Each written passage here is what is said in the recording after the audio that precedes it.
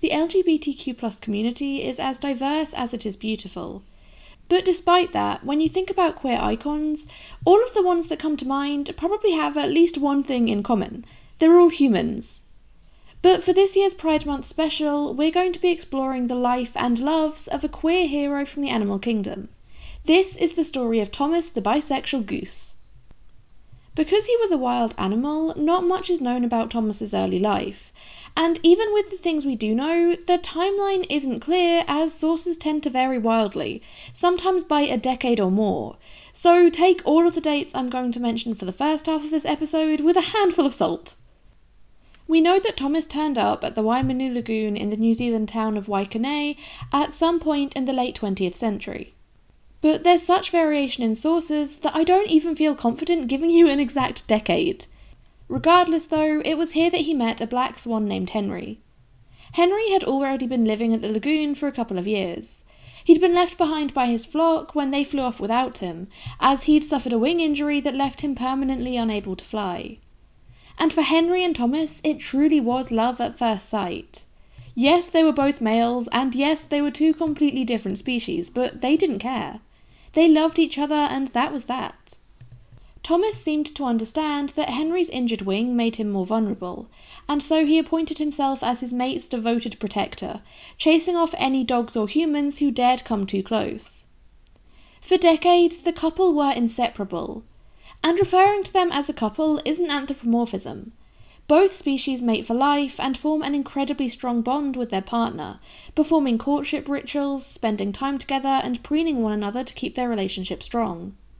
And while it's not necessarily common, it's not actually unheard of for a swan and a goose to end up in an interspecies partnership like this. In some cases, they even manage to produce hybrid offspring, which are known as swooses. And it was so clear that Henry and Thomas were mates, that it was assumed by everyone that Henry had to be female. Regulars at the lagoon who gave the birds their names initially dubbed him Henrietta because of this. It wasn't until later that they would realise he was male and rename him to reflect that. And because of the heteronormative assumption that the couple must have been straight, it confused people that the pair never tried to make a nest or lay eggs. After all, they were so clearly a couple, and from my research I'm fairly certain that they'd been seen mating with each other too. It didn't occur to anyone that the reason they'd never produced offspring was because they physically couldn't. Even though no one realised that they were gay, the couple still stood out because they were interspecies, and people were so fond of them that when the local council decided that there were too many geese on the lake and resorted to capturing and relocating some of them, a local resident named Eileen Thomas rushed down to the lagoon armed with red food colouring, which she used to mark Thomas's feathers so that he wouldn't be caught by accident and separated from his mate. Like I said, the dates and timeframes in this early part of the story are impossible to pin down, as no two sources seem to give the same information, and in fact their timelines often outright contradict each other.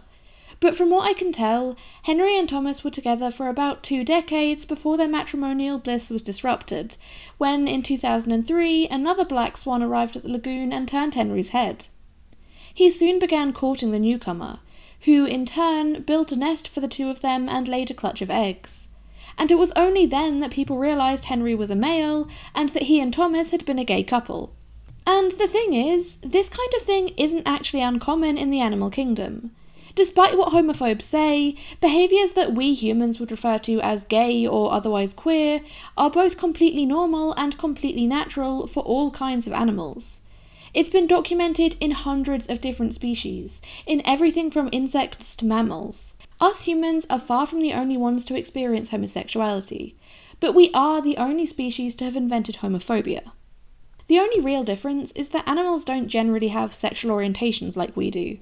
There are some exceptions. For example, a study on rams once found that some would only mate with female sheep, others would only mate with other males, and some were happy to mate with either. But for the most part, homosexuality in animals is a behaviour rather than a static identity. And it certainly was for Henry, who wasted no time in getting swan married to this newly arrived female, who was given the name Henrietta since her husband wasn't using it anymore. Thomas, as you can imagine, was not impressed. After all those years of love and dedication, his mate had dumped him for some pretty young thing he barely even knew. He turned on Henry, attacking both him and Henrietta. Just like that, the soulmates had become enemies. But Thomas and Henry's love for each other ran deep, far too deep for it to be destroyed so easily. Once Thomas realised that Henrietta was staying, he seemed to decide to forgive Henry, and just like that, their love triangle evolved into a throuple. Although it seems that Thomas and Henrietta were always more fond of Henry than they were of each other, the three of them formed a partnership, a polyamorous relationship that seemed to work for all of them. And this wasn't just reflected in their behaviour with each other, but also with their parenting. When Henry and Henrietta's first clutch of eggs hatched, Thomas was more than happy to step into the role of a second father. He adored the cygnets and treated them as if they were his own, leading them around and caring for them when the two swans were busy. He even taught them how to fly, since Henry couldn't because of his wounded wing. It was an unconventional relationship for sure, but the three of them were happy, and so were the humans who frequented the lagoon. The relationship drama had been like something out of a reality TV show, and people were eagerly keeping tabs on each new development. When it became clear that they were going to be living as a bisexual interspecies throuple, the public were beyond delighted, and Thomas and his mates soon became local celebrities, with newspapers keeping everyone up to date on the latest avian gossip. And before long, the love story would spread not only to national news sites, but international ones too. Everyone was just enthralled by Thomas the bisexual polyamorous goose and his swan spouses. Tourists would come to the lagoon just to see the famous throuple, and for the residents, the birds became a part of their local community. Remember Eileen Thomas, the woman who took action to ensure that Thomas and Henry wouldn't be separated by the council? Well, she was something of an unofficial guardian for Thomas and his family, keeping an eye on them and bringing them food, and forming a real bond with them, so much so that they would come when they heard her calling and honk greetings to her whenever they saw her. For 6 years, the unlikely lovebirds would live together in three-way matrimonial bliss. Of the 82 eggs that Henrietta laid, 68 cygnets were successfully raised into adulthood. But nothing lasts forever, and in late 2008, concerns began to arise for Henry's welfare. While Henrietta was still young, Henry and Thomas were both getting on in years, and so when Henry didn't mate with Henrietta during the breeding season that year, fans became concerned that perhaps his age was finally catching up with him. But still, for the most part he seemed to be fine, until a few months later, in early 2009, when local residents noticed that Thomas and Henrietta were together with no sign of Henry, both of them seeming to look just a little lost. A few days later, Henry's body was found. It had been hidden by a willow branch. He was lying with his head tucked under his wing, having seemingly passed away peacefully in his sleep. Thomas and Henrietta were clearly both aware of the loss, appearing to be visibly distressed, crying out and calling for Henry. A funeral was held for Henry that up to 100 local residents attended. He was buried by the lagoon and his grave was marked with a black boulder. Henry had always been the glue that bound the throuple together, and there were concerns that without him, Henrietta and Thomas would break up. Initially, their relationship seemed to stay strong, and in the aftermath of Henry's death, the pair were seen comforting one another as they swam together. It wasn't long, though, before Henrietta decided to move on in search of a new mate, one of her own species rather than Thomas. It made sense, as she was still young and had plenty of breeding seasons ahead of her, but it meant that Thomas was left behind, alone and heartbroken. By this point, Thomas was almost 30 years old. Typically, geese live for between 10 and 20 years, so he was already fairly ancient by the standards of his species. No one would have blamed him if he decided to settle down to a quiet life alone, retiring from romantic pursuits. And Thomas did indeed remain single for a while, which isn't really surprising given that he'd been with Henry for over 2 decades. Because animals perceive time differently to us humans, they don't tend to grieve for as long as we do, although they absolutely do grieve. And after how long they'd been together, it's no surprise that it took Thomas a while to get over Henry's loss, 3 years to be exact. However, in 2011, Thomas seemed to decide that he was finally ready to open his heart to love again, and decided to try wooing a new partner. And this time he went for a much more conventional option, one who was both female and the same species as him. And because of this, after years of raising Henry and Henrietta's cygnets, Thomas would finally be able to experience raising his own biological children, Well, sort of. His new mate did lay a clutch of eggs that she successfully hatched. But shortly after, the entire brood of goslings was stolen by a male goose named George. Thomas would follow George and the babies around in the hopes of reclaiming his children, but without success. And from what I can tell, that one clutch was the only time Thomas and his new mate laid eggs. It doesn't seem she stuck around for long, and Thomas once again found himself alone, his age finally catching up with him. He went blind in one eye and had to be rescued after he was seen in a bad way. He was taken to the Wellington Bird Rehabilitation Trust, a charity run by Craig Shepherd, nicknamed Duckman because of his work. Craig established that Thomas had probably had some kind of stroke. He had to have his stomach drained as it was full of grit and dirt, but after the procedure was done he seemed to brighten up and be back to his old self, so it was decided to re-release Thomas back at the lagoon. And it wasn't as if Thomas was without support. Plenty of people who lived around the lagoon, who had fallen in love with him over the years, were more than willing to step in and help look after him as he found it harder and harder to care for himself in his older years. One resident, John Robson, would regularly treat Thomas to breakfasts of leftovers.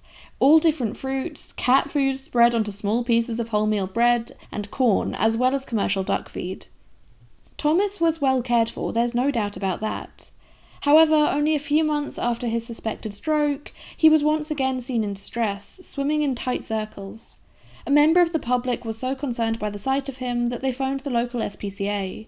By this point, Thomas was almost completely blind in both eyes, with vets estimating that he only had about 10% vision remaining, and he'd also been seen being attacked by swans at the lagoon. Because of his declining health and the way the other birds were treating him, the decision was made to rescue Thomas and let him live out a quiet, peaceful retirement at Duckman's sanctuary. They already had some blind waterfowl living there as permanent residents, and Thomas found a new purpose in life when he began fostering orphaned cygnets that had been brought into the rescue. Thomas spent 5 years at the Wellington Bird Rehabilitation Trust, between 2013 and 2018. He was one of their most popular residents, and he kept in touch with his past friends too. Once, when Eileen Thomas was in hospital, they took Thomas in to visit her. Thomas was described as being a high-maintenance bird who enjoyed the finer things in life. His favourite food was corn on the cob, and when he wasn't fostering orphaned baby swans, he spent his days relaxing by his new pond. It was the most luxurious retirement any goose could have asked for. Thomas finally passed away on the 6th of February 2018. His exact age was unknown, but it's estimated that he was between 38 and 40 years old, over twice the standard life expectancy of a goose.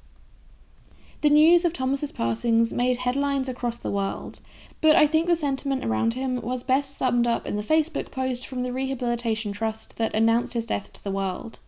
I'm going to read it verbatim, because you guys already know that I think the best people to share an animal's stories are the ones who knew and loved them in life. Quote, "It is with a heavy heart that we announce the passing of our beloved blind goose Thomas.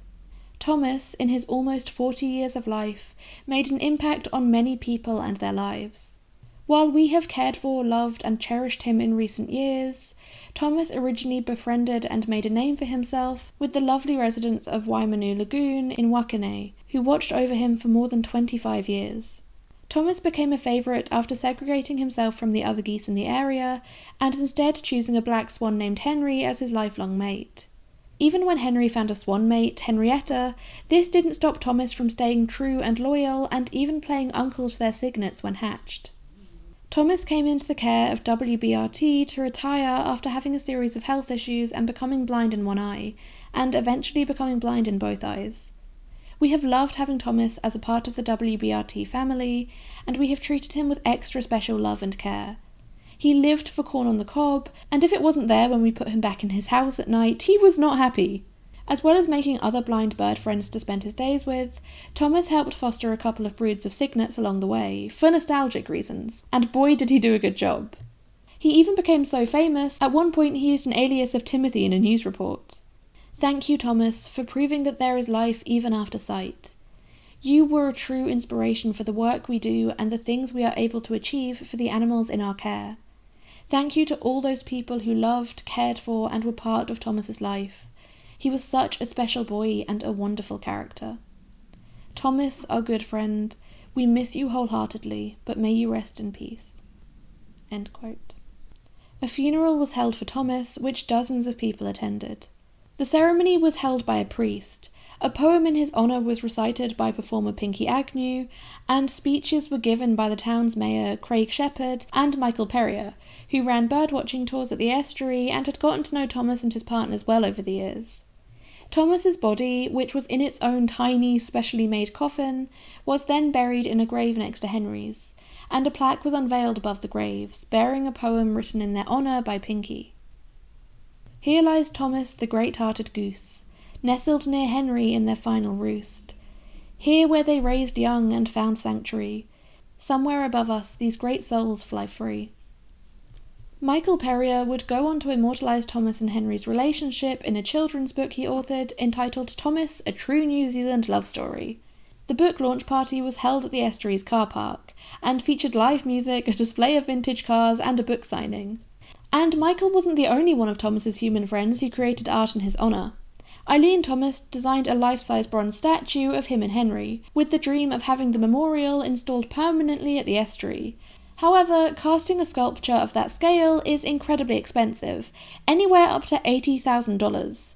And while a fundraising initiative was launched, from what I can tell, the goal was never reached, and so the statue was never made, which is a shame. Thomas has gone down in history as a hero of the LGBTQ+ community, lauded as a queer icon, and his almost 30-year relationship with Henry has been described as the greatest love story of all time. In the years since Thomas's passing, anti-LGBT sentiment has only become louder and more violent around the world. Our rights are being stripped away from us at record speed. Our lives and identities have been turned into political pawns for the far-right's manufactured culture war, and violent queerphobic rhetoric that would once have been considered extremist has now been normalised to the point of being deemed neutral. Pride Month is more important now than ever, as questions as to whether or not queer people should even be allowed to exist, or whether or not we exist at all, have become the mainstream, parroted by public figures and politicians. Stories like Thomas's are invaluable. They are irrefutable proof that queerness is natural and beautiful. And there are countless animals like Thomas out there, many of whose stories will never be told. As trans women in particular have their right to exist questioned, it's important to bear in mind that there are thousands of species in which it's perfectly normal for a creature born male to become female, or vice versa. Obviously it's not exactly the same, as animals don't have a concept of gender, but the point still stands. There is not a single part of the LGBTQIA+ community that isn't somehow reflected in the natural world. The only difference is that when animals change sex, or enter a same-sex relationship, or reproduce asexually, they don't experience bigotry from other members of their species. Queerness is naturally occurring. Queerphobia is not. Of the thousands of species whose behaviour and biology would be classified as queer, we are the only one that reacts to it with bigotry and intolerance. The only one that even questions it. When I published last year's Pride Month special, I got backlash from bigots who were angry at me for sharing the reality of the natural world. Unfortunately for them, that kind of rhetoric just makes me want to share these kinds of stories even more. I could go on about my love for the queer community, both human and non-human, for hours, but I have to cut myself off somewhere. Thank you so much for listening to this Pride Month special of the Animal Nerd podcast. If you enjoyed it, then it would mean the world to me if you could support the show in any way that you can, whether that's by giving us a review or rating in your podcast player, sharing the show with a friend, or liking the video and leaving a comment if you're listening via YouTube. It all really makes a difference, and by extension it also makes a difference to the Little Rescue Zoo, which is an animal sanctuary that 100% of money made through this podcast goes to. So just by listening to and supporting the show, you're also helping to save animals in need, which is pretty cool. All of the sources used in this episode can be found in the show notes, as can our email and a link to the Wellington Bird Rehabilitation Trust, because they could really do with some support. While I was researching for this episode, I stumbled across an article saying that it costs about $100,000 a year to run, and that was from 2016. I can only imagine that it's increased since thanks to inflation. They've been rescuing, rehabilitating and releasing wild birds for over 20 years, as well as offering a sanctuary home to birds like Thomas who are unable to fend for themselves. So if you're able to, please consider making a donation or supporting them in some other way. They're doing such important work. I really hope that you enjoyed this episode, and more than anything, I hope that you're having a safe and empowering Pride Month. If you know of any other queer animal-related stories that you'd like me to cover, then please do share them with me. I have a list of my own, but I'm always looking for new things to add to it. And I'm down to talk about queerness all year round, rather than just for 1 month of the year. Thank you again so much for listening, and I will see you in the next one. Stay wild, friends!